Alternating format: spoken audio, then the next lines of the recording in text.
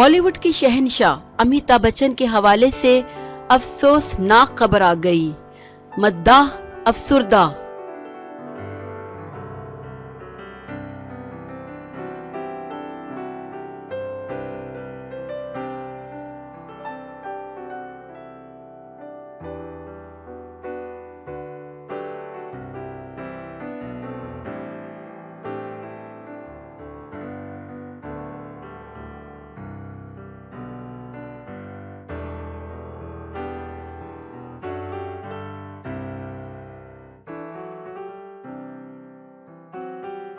बॉलीवुड के शहंशाह Amitabh Bachchan corona virus में मुंतकिल हो गए।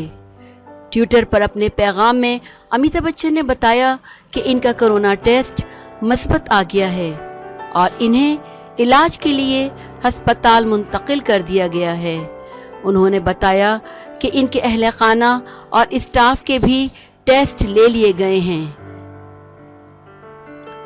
जिनके नताइज का इंतज़ार है। अमिताभ बच्चन ने इन तमाम लोगों से दरख्वास्त की है कि वो भी अपने टेस्ट करवाएं, जिन्होंने गुज़िश्ता 10 रोज़ के दौरान इनसे मुलाकात की थी।